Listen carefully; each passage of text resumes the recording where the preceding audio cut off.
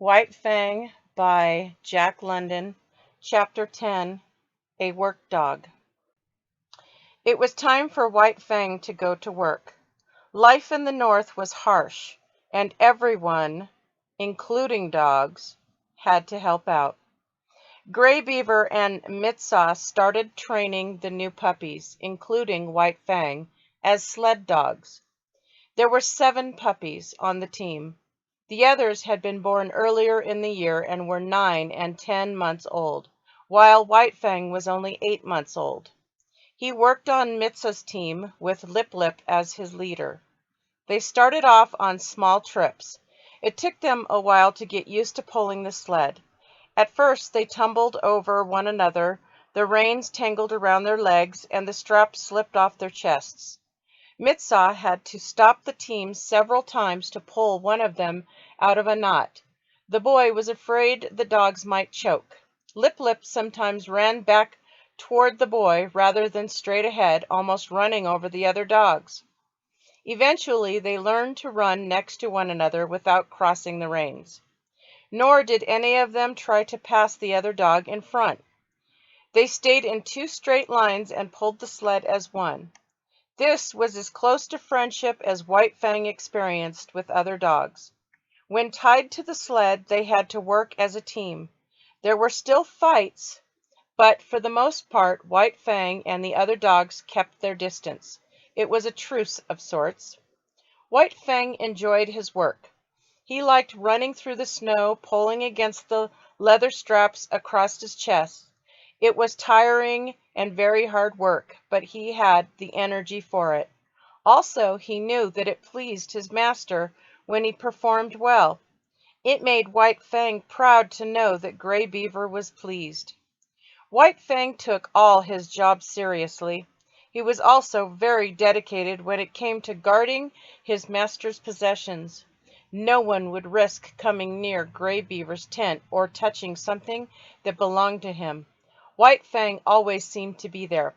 A deep, low growl met anyone who wandered in. One afternoon, White Fang returned to the tent to see a strange man near the door flap. The wolf trotted around the other side of the tent and surprised the man from behind. White Fang walked toward the stranger, growling. The fur along his back was standing up, and his scruff was raised. Wait, the man said. He backed away with his hands raised to the wolf. Gray Beaver sent me. White Fang didn't understand the words this man spoke. He could smell his fear, though.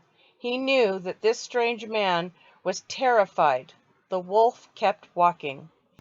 White Fang, the man stuttered. I'm picking up some tools. The man didn't see the rock behind him. He tripped and fell on his back.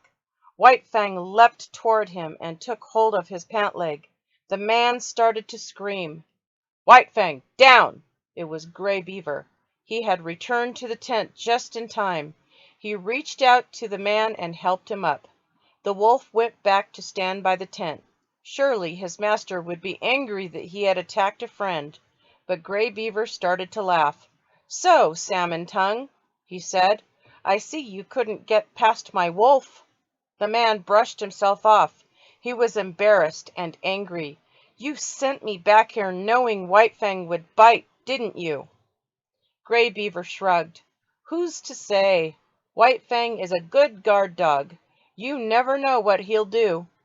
Other men had joined them. They all listened with interest as Gray Beaver and Salmon Tongue argued. You knew what he would do. Maybe next time you should think twice about bragging. Your sled might be bigger and you might have more dogs, Gray Beaver said, but you don't have White Fang. Gray Beaver smiled and crossed his arms over his chest. Salmon Tongue was furious.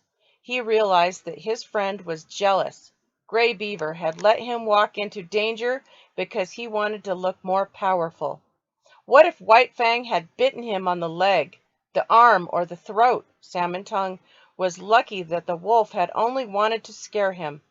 You're a dangerous man, he said. He pushed Gray Beaver back a step. How dare you treat me or anyone that way? Salmon Tongue was just about to push him a second time when White Fang knocked the visitor to the ground. This time the wolf meant to do harm. His sharp teeth cut into the man's flesh as Gray Beaver pulled him off. He pushed the wolf to a place of safety. White Fang watched the rest of the conversation while looking between Gray Beaver's legs.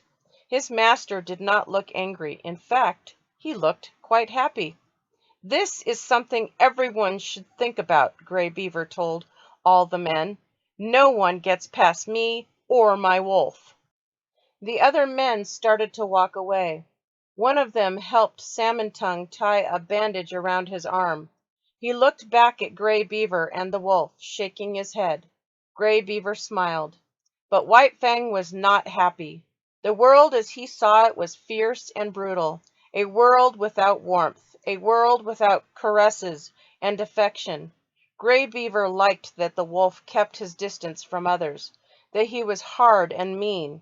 It meant that Gray Beaver was more powerful and others were afraid of him. White Fang had no real affection for his master. He did not love him. He knew his jobs and did them well. He lived his life hoping to avoid severe beatings, and that was all. After his mother left, White Fang was never touched in a kind or loving way. No one nuzzled him, no one made him feel safe.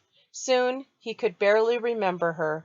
He knew there was something missing from his life, something warm and loving, but he didn't have the power to name it. He lived his life in a constant state of stress, and because of this, he became hard and mean. He mistrusted both man and dog. Lip Lip still terrorized him, but now White Fang fought back and often won. He fought any dog that came near. He stole food whenever he wanted. He might bite or snap at anyone, man, woman, or child, who crossed his path. He had no friends, but did not know what he was missing. It's hard to miss something that you have never had.